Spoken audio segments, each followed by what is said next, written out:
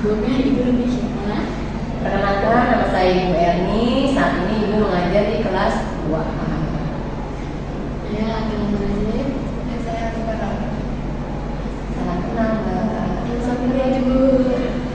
untuk kegiatan kelima di sini tuh apa aja?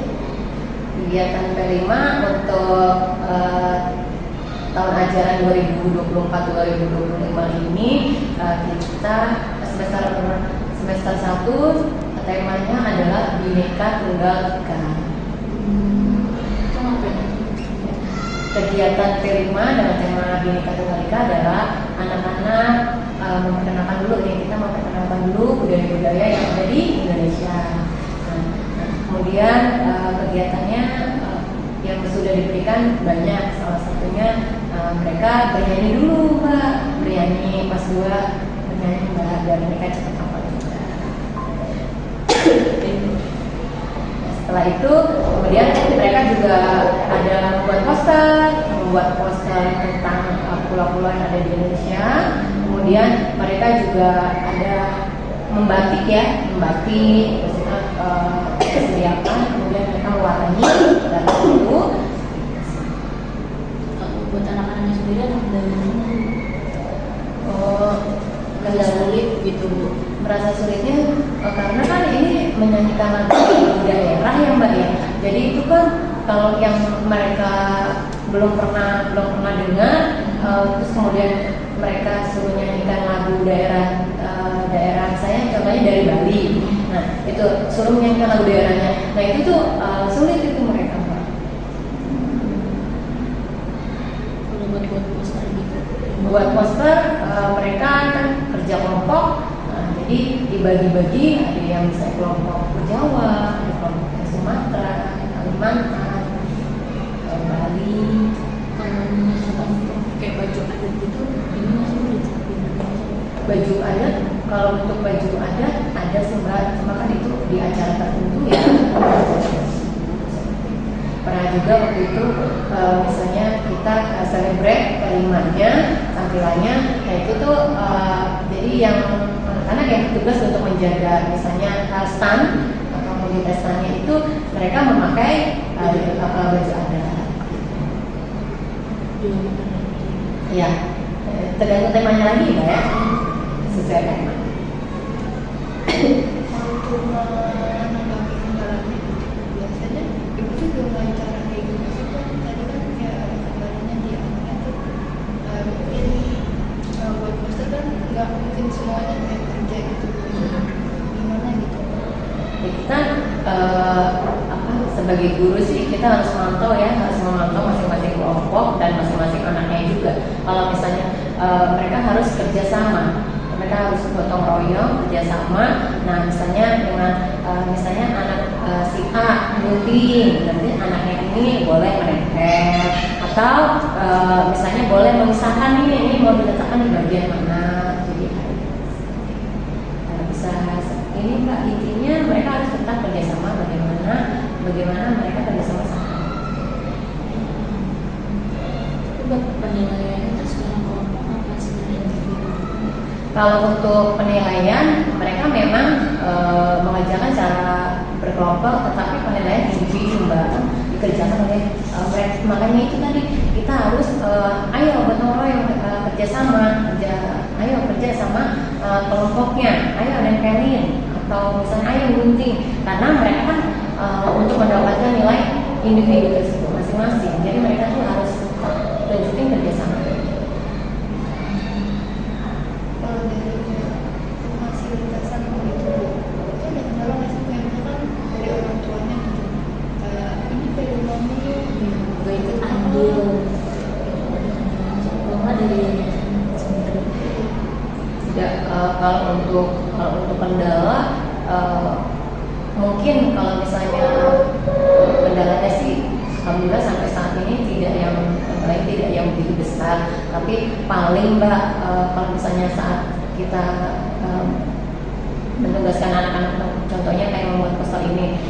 Kalau mereka yang misalnya tidak yang punya peringan di rumah, jadi mereka kan misalnya harus print dua gitu. Terus itu pun kalau misalnya orang tuanya sibuk bekerja, jadi kan, nah itulah yang menjadi kendalanya. Nah itu juga bisa disiasati atau bisa dicari jalan keluarnya dengan misalnya nanti setelah mamanya pulang kerja atau misalnya meminta bantuan dengan kelompok yang lain atau mama yang lain, minta tolong untuk misalnya bisa. Tapi ada juga orang tua mungkin bisa kayak keberatan dari uang dulu nih kayak tamu yang mahal, kayak dulu kayak keluar dulu sama nggak sih?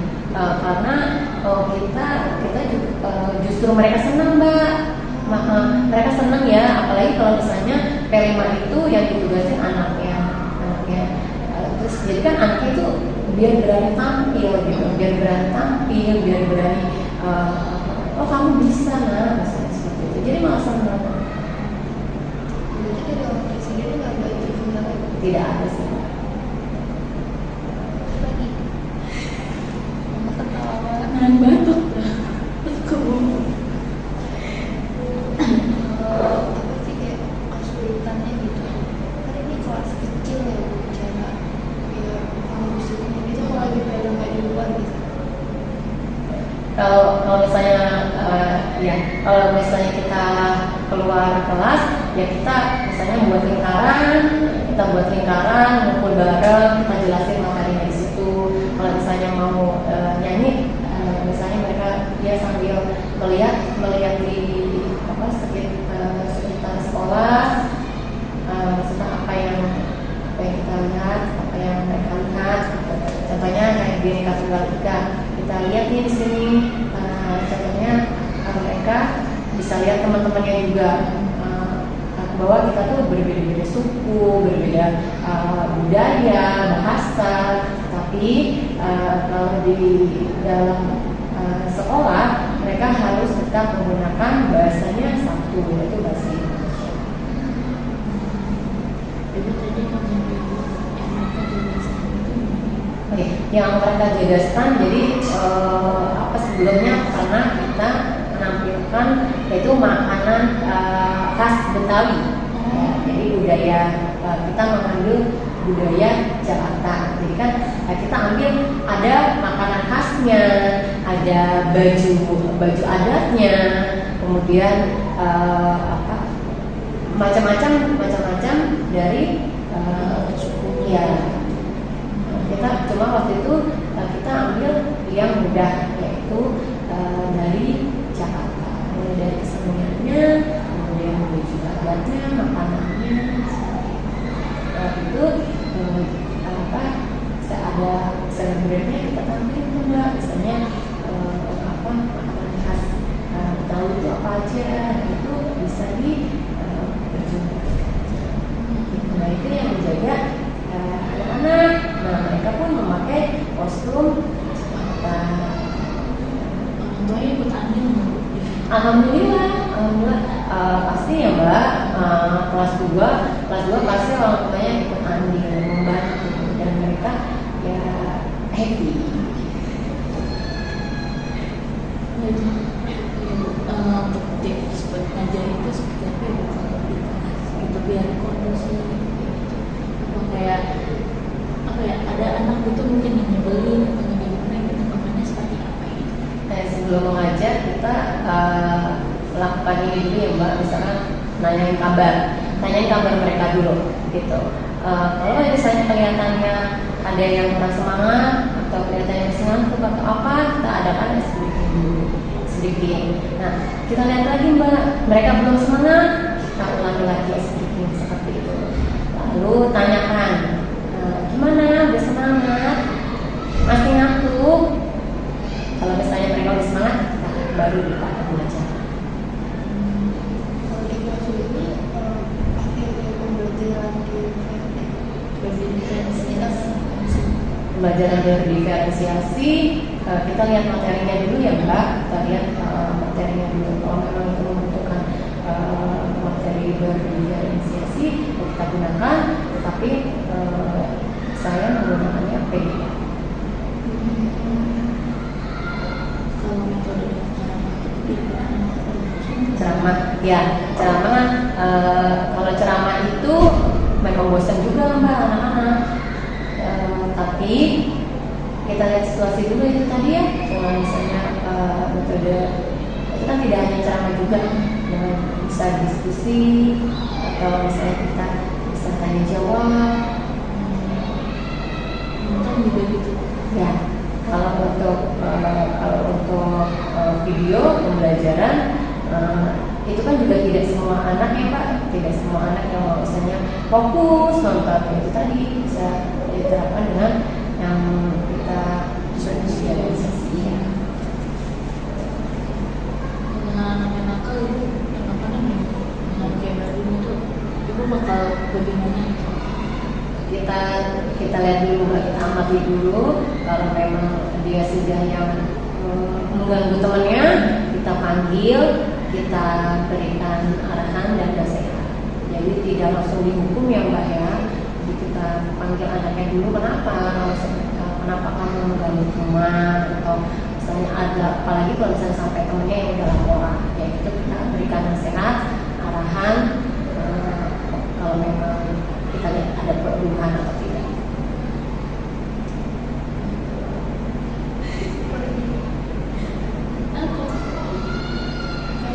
Ibu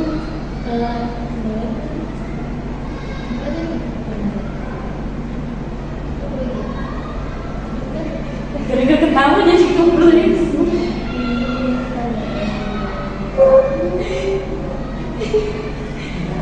Jadi lupa. Karena ketawa mulu jadi dia mulai. Tadi keluar tapi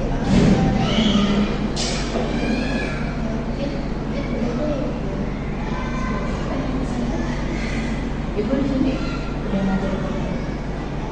Ibu ada di sini mutasi di sini 2000 kalau nggak salah 2016.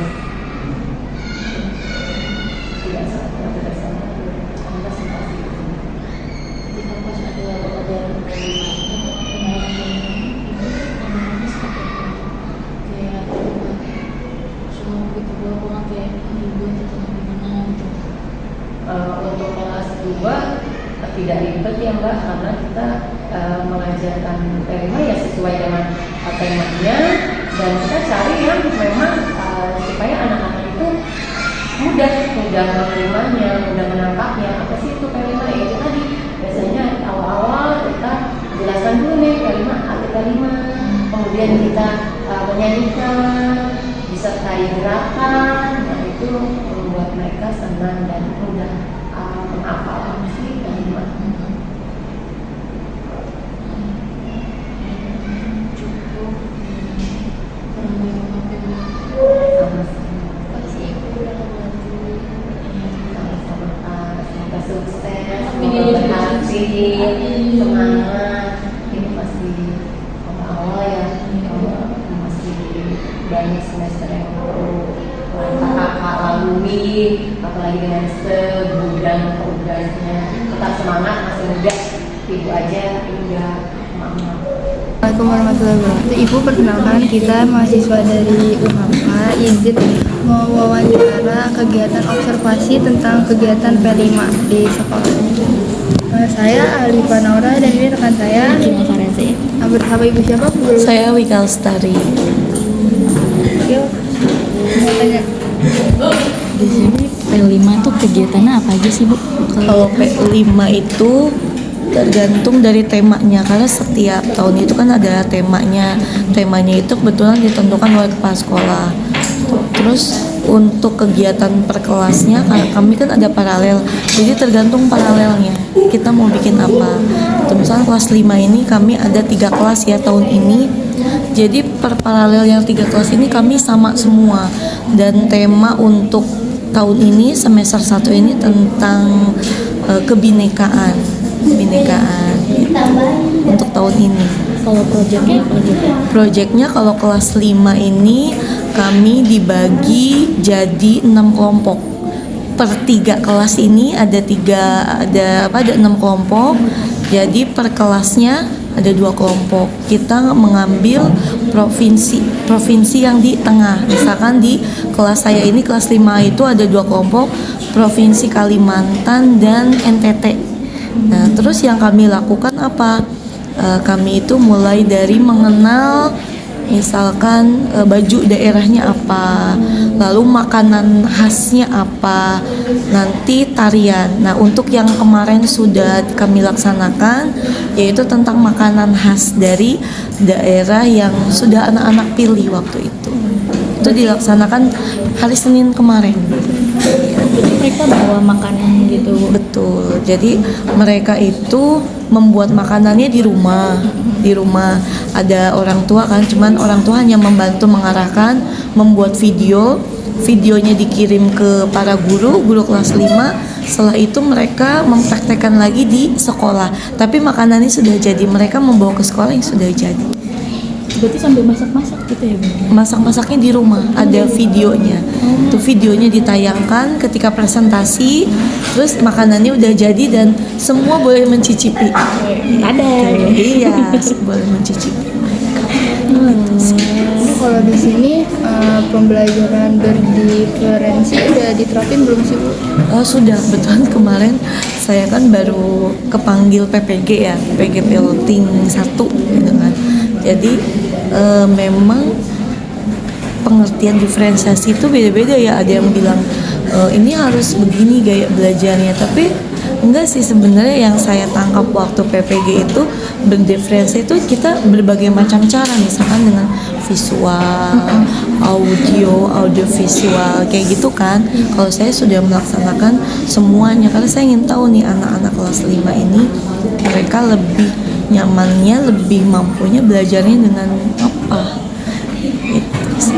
Tapi kalau menurut Ibu rata-rata mereka tuh maunya yang kayak gimana? Kalau menurut saya mereka tuh lebih mendengarkan langsung ceramah saya, terus sama dengan dikasih soal itu mereka akan fokus. Tapi kalau saya berikan video awalnya saja mereka fokus. Pas pertengahan Sudah mulai bosan gitu. Jadi saya jarang, kalau video itu saya sudah tahu mereka akan cepat bosannya gitu. Tapi kalau kita kasih soal mereka akan tekun. Awalnya saya kasih penjelasan dulu. Jadi video, kalau memberikan video nggak usah lama-lama gitu kan, cukup 5 menit atau 2 menit lalu diberikan soal, mereka akan tidak ribut. Tapi kalau video panjang udah bosan ya gitu. Bakal kayak riuh gitu nggak sih? Iya betul, malah mereka ngobrol sendiri, diskusi sendiri gitu sih. Itulah anak SD gitu. Kirain kan biasanya kalau anak-anak kalau ketimbang bosan tuh asramah gitu, kayak mendengarkan terus. Mungkin beda-beda ya tipenya. Yang kelas ini, yang tahun ajaran ini mereka seperti itu. Tapi ada juga yang murid-murid saya sebelumnya, ada yang mereka lebih nyaman dengan audio atau visual gitu. Tergantung anak-anak, setiap tahun tuh pasti berbeda. Itu sih. Yang tahun ini memang begini. Berarti Ibu rolling kelas dulu kalau di sini? Belum pernah. Saya udah 3 tahun kelas 5. Oh, berarti dari pindah ke sini tuh kelas 5? Kelas 5 terus. Belum pernah. Mau sih turun gunung tapi belum dikasih. belum. Emang Ibu mau turun gunung? Ya boleh sih. Kelas 1? Kelas 1 nggak apa-apa. Soalnya kelas 5 ini memang paling banyak kegiatannya. Kegiatannya paling banyak dan memang menguras tenaga dan pikiran juga gitu sih. Paling banyak kelas 5 gitu. Di sini ada acara kegiatan pramuka gitu nggak sih? Banyak kegiatan di sini tuh, banyak banget. Terutama kelas 5 dulu ya, nggak apa-apa saya jelasin. Jadi kelas 5 itu yang setiap tahun ada itu ANBK ya, itu program dari pemerintah. Itu ANBK selalu ada. Lalu yang selalu setiap tahun ada itu ada AMSO. AMSO itu Angkasa Matematik and Science Olympiad. Itu khusus program dari yayasan kami, Yayasan Ardia Garini. Itu dikhususkan untuk murid kelas 4 dan 5. Kalau ANBK itu kelas 5 khususnya. Lalu kami ini di sekolah sudah melaksanakan outing kelas ada, eduwisata. Jadi dari mulai bulan Juli kami masuk itu kami sudah melaksanakan outing kelas ke 2 tempat. Outing kelas itu pertama ke Lubang Buaya, di sini berhubungan dengan mata pelajaran yang tentang sejarah. Lalu yang kedua kami ke Perpusnas di bulan 2 minggu yang lalu deh kalau nggak salah, berhubungan dengan bulan bahasa di bulan Oktober tuh. Terus eduwisata kami laksanakan di bulan September kalau nggak salah tuh. Terus jadi memang rangkaiannya banyak banget di kelas 5 itu, dan yang akan dilaksanakan khusus kelas 5 ada manasik haji. Ada penerapannya gitu. Iya ada, tapi khusus kelas 5 itu. Makanya memang kelas 5 tuh banyak. Nanti mungkin di tahun depan 2025 akan ada FLS 2N, O2S, O2SN, OSN. Nah itu biasanya pesertanya adalah diambil dari kelas 4 dan 5, tapi lebih difokuskan ke kelas 5 gitu.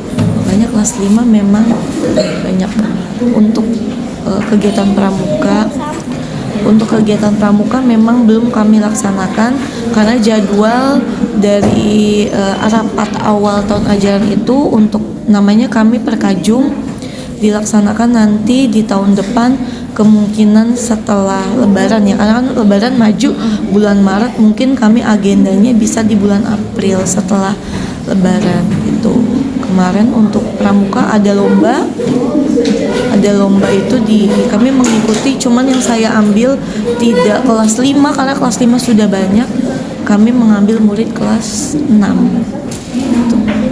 Di dalam kegiatan itu sendiri ada tantangannya gitu nggak sih buat murid-muridnya yang banyak tuh, iya, terutama ANBK ya. ANBK itu kan soal literasi dan numerasi. Literasi itu soal bahasa Indonesia yang memang teksnya panjang banget gitu kan, panjang. Terus kalau numerasi soal matematika tapi yang berbentuk soal cerita. Nah itu tantangannya banyak karena yang dipilih itu anak-anak bukan tertentu sih, yang memilih anak-anak itu dari dinas, bukan kami guru kelasnya. Jadi dari 3 kelas ini, kelas 5 jumlahnya ada 61 siswa, yang kepilih itu ada 30 siswa, dan itu yang memilih dinas random tuh. Jadi kalau misalkan guru atau kepala sekolah yang memilih, kami akan memilih siswa-siswa yang andalan ya, yang unggulan lah ya.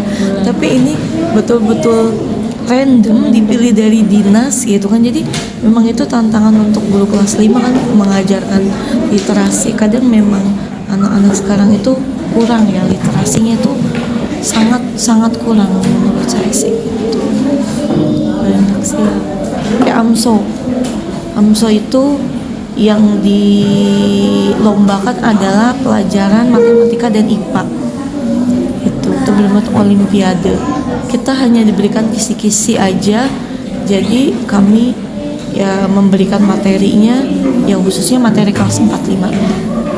Terus Kalau AMSO sendiri itu yang milih dari yayasannya atau dari sekolah? kalau tahun-tahun sebelumnya, kebetulan AMSO ini kalau nggak salah tahun ke-8, tahun sebelum-sebelumnya itu yang memilih guru-guru kelasnya, tetapi di tahun ini yayasan meminta seluruh siswa kelas 4 dan 5 untuk mengikuti seleksi. Kemarin itu ada tahapannya, anak-anak mengikuti 5 kali TO. 5 kali, jadi nilainya itu diambil murni, terus betul-betul murni itu hasilnya. Kalau tahun-tahun sebelumnya itu guru kelasnya yang memilih. Jadi sekarang ya sesuai berdasarkan nilai yang tadi itu. Kadang anak yang kami anggap unggulan nggak masuk. Nah itu saya juga bingung kan, karena mungkin namanya sedang kayak zaman saya kan ada ujian nasional, ada Eptanas, memang ada betul-betul nggak lulus kan. Jadi kondisi anak yang pintar pun mungkin pada saat itu dia sedang blank atau sedang nggak mood, namanya anak-anak kan. Itu jadi keberuntungan sih sebenarnya, faktor keberuntungan kalau AMSO itu menurut saya. Cuman yang kemarin yang kepilih di babak semifinal itu dari 22 siswa yang kan 100, sekitar 106 siswa kelas 4 dan 5 itu yang kepilih hanya 22 itu 11 IPA, 11 matematika. Nah terus mengkerucut lagi di babak semifinal hanya 3 yang kepilih, 3 IPA, 3 matematika, jadi 6. Kebetulan murid saya ada 1 yang matematika gitu, yang ini. Nah jadi dari kemarin kami baru melaksanakan babak semifinal. Nah, nanti tinggal nunggu apakah dari murid kami ada yang masuk nggak ke babak. Nanti diadu lagi ya mas. Seluruh Indonesia, seluruh angkasa seluruh Indonesia. Seluruh satu yayasan diadu lagi. Iya. Selalu pernah. Kan dia lulusan apa? Oh gitu, angkasa mana? Saya dulu SMA-nya doang di angkasa 2. Oh, masa. Iya kayak gitu. Dia kan Udah kalah duluan. Ya udah tahu kan gimana tuh namanya AMSO. Udah kalah duluan. Susah banget saingannya. Iya, soalnya kadang di luar nalar. Kayak gitu, soalnya pagi tuh anak-anak SD ya. Susah banget. Soalnya itu tantangannya memang berat banget sih. Kalau terkait P5-nya ya Bu, kalau di sini tuh fasilitasnya tuh kayak difasilitasi nggak sih Bu sama kepala sekolahnya atau sama kepala yayasan? Fasilitas gimana maksudnya? Kayak misalkan berikan apa sih? tempat kalau diberikan kayak misalkan butuh sesuatu gitu disediain gitu. Enggak. Kalau tempat kan pasti di kelas ya, di kelas atau enggak kami 3 paralel ini karena banyak nggak mungkin di kelas, paling di aula serbaguna yang atas gitu kan. Terus kalau untuk alat-alat dan bahan itu kami minta tolong ke orang tua. Itu jadi kami kerjasama dengan orang tua. Jadi justru orang tua itu yang saya lihat mereka tuh senang terlibat dalam acara-acara sekolah.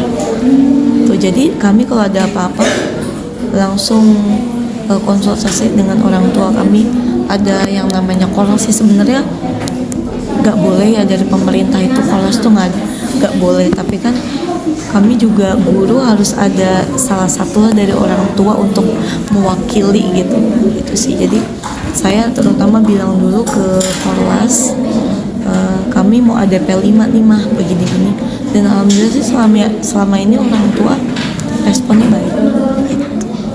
Jadi nggak ada yang komen ini ribet gitu. Alhamdulillah nggak, paling mereka nggak mau sih kalau dadakan, jadi maunya ya namanya orang tua ya pasti ingin yang terbaik untuk anak-anaknya, jadi dipersiapkan dari jauh-jauh hari. Makanya jauh-jauh hari mereka tuh minta dikasih tahu.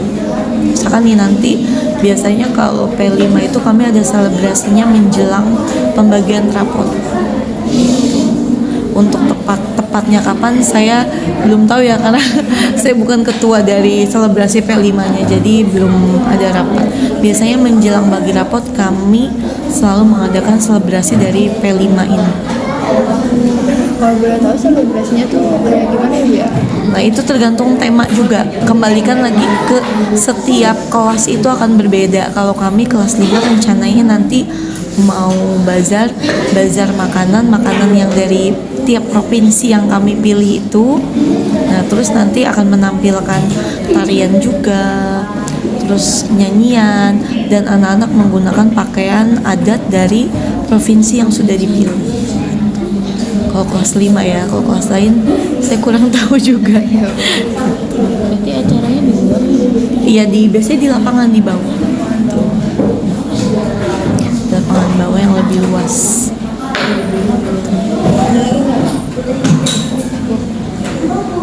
Beneran ya udah seterah kamu.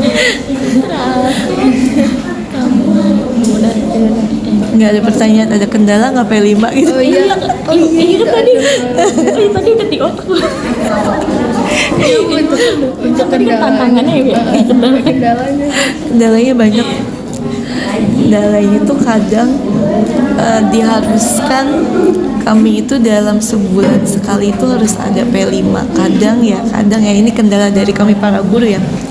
Bingung kami mau menyampaikan apa, sedangkan sekali pertemuan aja sepertinya anak-anak sudah paham dengan P5 gitu kan.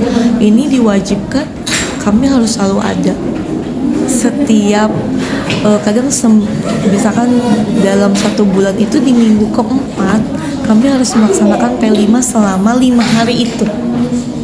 Jadi kadang bingung kan, seharusnya bagi kami itu sebulan sekali aja sudah cukup. Itu sih kendalanya, apalagi nih yang harus dijelaskan ke anak-anak gitu. Kadang dari yayasan itu meminta ada jadwal P5-nya kapan. Jadwal Iya, itu makanya kami dikasih jadwal di minggu keempat setiap bulan dari hari Senin sampai Jumat itulah jadwal P5, dan jadwal eskul pun harus diliburkan karena ada P5. Itu kendalanya, kami sebagai guru mau menjelaskan apa lagi. Sepertinya untuk P5 itu ya sudah cukup sebulan sekalipun sudah tersampaikan. Gitu sih kendalanya gitu. kalau dari anak-anaknya ada kendalanya. Kayaknya sih nggak ada ya, anak-anak ini sepertinya Seru-seru aja. tanpa beban karena dibantu orang tuanya gitu. Orang tuanya tuh yang saya alami ya, yang di kelas sekarang ini tuh orang tuanya tuh begitu membantu, mempunyai peran lebih gitu kalau di kelas ini ya, yang saya alami gitu. Jadi orang tua tuh yang sibuk. Iya. Kan biasanya ada bu yang kayak, gimana sih sekolahnya, acaranya ini mulu. Itu seneng. Di kami tuh banyak banget ya kak acara tuh, selain yang tadi saya sebutkan tuh banyak. Kadang ada apa ya, promosi dari kayak susu atau apa ya bilangnya tuh kak, ini ada dari brand-brand kayak makanan nugget kayak gitu, mereka promosi sambil membuatkan lomba.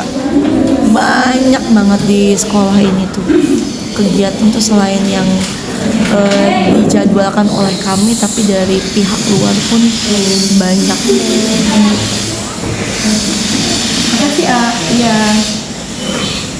Terus selain hari Kamis besok juga kami ada kegiatan lagi, itu bekerja sama dengan lain, kayak bekerja sama dengan Lakeskilut ya. Lakeskilut itu lembaga kesehatan gigi dan mulut TNI AU gitu. Nanti dapat pasta gigi bu. Terus anak-anak diperiksa, iya, anak-anak diperiksa giginya gitu. Besok kesini ya. Itu udah. Yang besok itu nanti dari Paskas tentang kedisiplinan anak-anak. Terus ada juga kami pernah dengan tim pemadam kebakaran. Datang kan pemadam kebakaran ke sini gitu kan, menjelaskan bagaimana dan lain-lain. Banyak sih di sekolah ini tuh, banyak banget kegiatan. Anak-anak pernah ke distract gitu. Kayaknya sih mereka nih enjoy aja. Iya. Maksudnya kayak P5 sama pelajaran yang lain gitu, mapel ini. Justru anak-anak ini kalau P5 itu kan artinya menurut pemikiran mereka tidak belajar. Mereka suka gitu. Terus kalau kayak edu wisata, outing kelas, terus ada acara-acara itu, pemikiran mereka tuh mereka nggak duduk di dalam kelas, mereka nggak belajar. Padahal sebenarnya itu sama juga dengan belajar kan. Lu udah mulus ya ulangannya pelajaran tuh. Justru anak-anak tuh kayak seneng kalau ada acara-acara, karena di pikiran mereka kalau ada acara berarti kita nggak di kelas, kita nggak buka buku. Padahal sebenarnya itu sama juga dengan pembelajaran ya. Iya benar. Tapi pikiran mereka lain. Bocah. Gue mau nanya, kalau menurut ibu sebagai guru, tips yang baik buat mengajar anak-anak itu seperti apa? Zaman sekarang ya. Sekarang Bagi saya sih, saya lebih menanamkan adab dan attitude ya. Kalau untuk materi itu sepertinya anak-anak zaman sekarang tuh lebih pintar-pintar. Karena bagi saya adab zaman sekarang itu sudah sangat nggak ada, malah nggak punya anak-anak. Jadi saya di kelas itu lebih menanamkan adab, terus kayak sholat Kami di sini ada program sholat duha dan sholat zuhur berjamaah. Jadi saya mengarahkan apa sih fungsinya sholat duha, kenapa sih kita harus selalu sholat berjamaah. Misalkan waktu itu masjid sedang direnovasi, ya sudah kita sholat di kelas tapi dengan sholat berjamaah. Jadi saya lebih menanamkan apa ya, karakter, adab, sopan santun, itu karena itu anak-anak zaman sekarang itu yang harus perannya lebih banyak gitu sih menurut saya ya. Kalau materi hanya sekedar materi, mereka baca di rumah atau mereka kadang les di luar di tempat bimbel, mereka udah bisa. Anak-anak sekarang pinter-pinter tapi mereka nggak paham untuk bagaimana berbicara dengan guru. Mereka tidak bisa membedakan nih, oh iya Bu Ika ini guru saya, tapi kadang menganggap saya teman, obrolannya itu bahasanya kurang baik, kurang formal. Nah itu lah yang harus saya tanamkan gitu. Kalau saya ya prinsip saya seperti itu kan. Untuk materi mereka tuh pintar, semua anak-anak zaman sekarang tuh pintar-pintar, tapi untuk adab tuh kurang. Itu sih kalau menurut saya. Tapi emang di sini ada kayak gimana gitu, Gimana kurang kayak sopan atau banyak. Itu kan salah satunya ya menurut saya tuh penerapan di keluarga juga, karena karakter itu sudah dibawa dari rumah gitu. Kayak saya sering melihat bahwa murid-murid yang misalkan dia dengan mudahnya memukul temannya, itu sampai merinding itu karena kebiasaan di rumahnya yang dia lihat seperti itu. Terus ada juga yang misalkan berbicara kasar, ada. Itu karena saya tanya telusuri lebih jauh, di rumahnya ada yang seperti itu.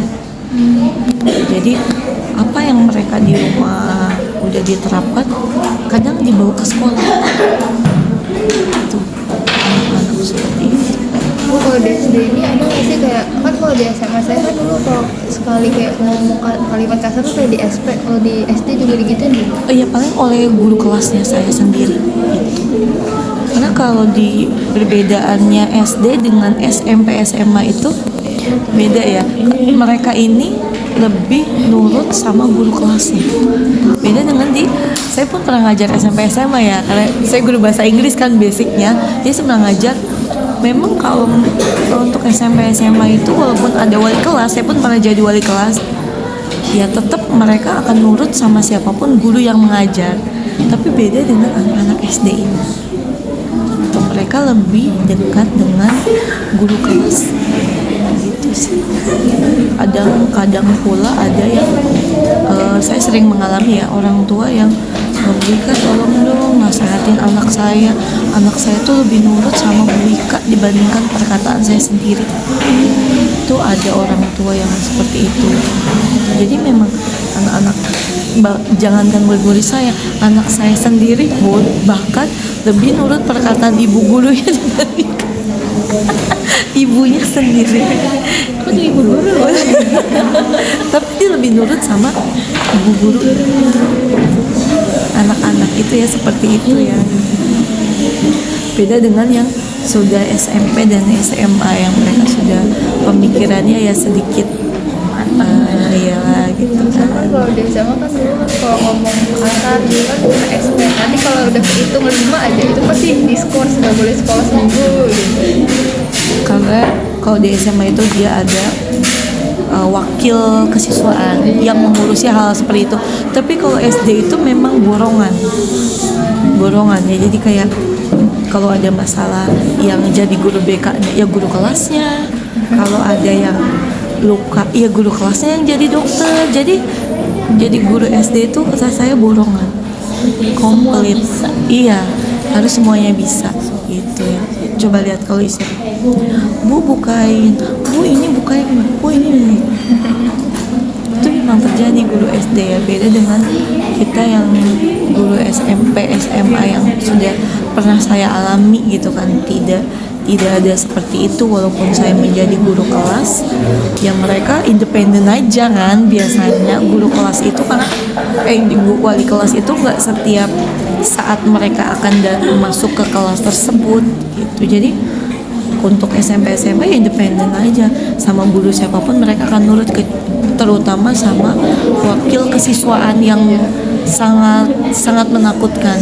Wakil kesiswaan tuh seru. Aku kalau udah bertatapan sama dia udah. Iya, itu biasanya kalau apalagi di SMA ya, wakil kesiswaan itu dicari yang betul-betul menyeramkan gitu. Itu sih yang saya alami waktu ngajar di SMA ya. Ibu kalau misalkan biasanya kan ada anak yang pelanggar yang nggak ada apa ya nggak melanggar gitu. Nah itu tindakannya gimana? Apa memberi hukuman atau seperti apa? Saya awalnya lebih berbicara dulu, bicara dari hati ke hati. Kenapa sih kamu sampai melakukan hal seperti ini? Kamu tahu tidak itu hal yang tidak baik? Saya tanya dulu. Kadang anak tuh ada yang tidak tahu itu tuh bukan hal yang baik. Ada aja, makanya saya ajak ngobrol dulu. Saya bicara dulu, kalau dia sudah tahu nih, nanti dia mengulangi lagi, barulah saya akan memberi hukuman. Jadi awalnya saya tanya dulu, sudah diajarkan tuh di rumah sama mama, sama papa, saya tanya dulu. Karena anak-anak itu banyak hal yang mereka tidak tahu ya sebenarnya. Anak-anak ini harus tetap dibimbing, tetap dipantau ya bagi saya, walaupun mereka sudah kelas 5 ataupun kelas 6, itu tetap namanya mereka adalah anak-anak yang harus tetap butuh bimbingan. Itu sih. Untuk penilaian kegiatan P5 sendiri itu misalkan kayak kegiatan lagi di luar gitu, itu untuk penilaian dari gurunya sendiri itu bagaimana Bu? Kami ada penilaian tersendirinya. Misalkan dari kegiatan presentasi ya yang sudah kami lakukan. Misalkan presentasi itu dari video yang mereka kirimkan. Kalau video sih kayaknya pembuatan videonya itu memang dibantu oleh orang tua ya, orang tua yang membantu. Terus di presentasinya aja mereka itu terlihat kompak atau tidak. Terus untuk pembagian, misalkan kalau presentasi kan ada yang harus dibaca nih, misalkan alat dan bahan atau bagaimana cara memasaknya. Kalau untuk memasaknya pasti saya yakin ada campur tangan orang tua kan. Paling itu hal-hal itu aja. Kadang anak-anak itu ada yang terlihat tidak kompak, misalkan marah-marahan lah, atau itu ada yang seperti itu. Nah itu jadi kita dikasih tahu anak-anak nilainya, kekompakannya bagaimana, pembagian tugasnya bagaimana. Nanti mereka akan lapor nih, iya kemarin waktu kerja kelompok si ini nggak mau ikut, si ini. Nah itu nanti mempengaruhi juga. Berarti itu mempengaruhi nilai apa kelompoknya atau perorangan? Tetap nanti di rapot itu kan ada formatnya, yang format P5 masuknya lagi ke masing-masing, ke individu. Iya. Kalau untuk per kelompok kami ada nilai kelompoknya, terus nanti kalau untuk di rapot itu per individu karena ada rapot P5 khusus. Nah, itu membuat capek guru sih. Jujur banget ya. P5. Berarti pas lagi ada acara apa ya dimulainya P5 itu ibu Dari awal. Iya dari awal shock gitu atau gimana? Kadang ya itu ya capek juga gitu kan, sebenarnya mau ngapain lagi gitu kan. Cuman untuk pemilihan tema kan per paralel ya, karena di sini ada paralelnya ada 2, ada yang 3 ya, paling kami diskusi gitu kan. Kalau beda-beda juga kan nggak enak ya, nggak enak juga masa per paralel harus beda-beda gitu. Makanya kami harus banyak diskusi itu sih kalau di sini ya.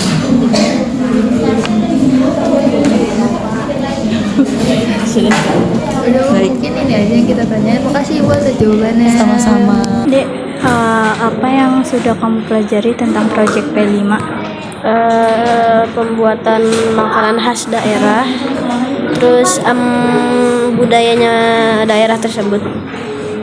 Kamu senang tidak belajar proyek P5 ini? Senang. Apa yang paling kamu suka dari proyek P5 ini? Pembuatan poster budaya daerah tersebut. Nama kamu siapa? Yasmin. Aku mau nanya, dari yang kamu pelajari tentang P5 apa? Budaya-budaya di Indonesia gitu. Menurut kamu menyenangkan nggak P5 ini? Iya, menyenangkan. Kalau misalkan kerja kelompok, teman-teman kamu pada ngebantuin nggak? Iya, ngebantuin. Kita sama-sama kerja. Terus ada nggak hal yang sulit dalam P5 ini? Kadang teman-temanku kayak suka ada yang berisik gitu. Kakak, kalau kelompok kamu itu kerja semua atau ada yang tidak kerja? Kerja semua. Kerja semua.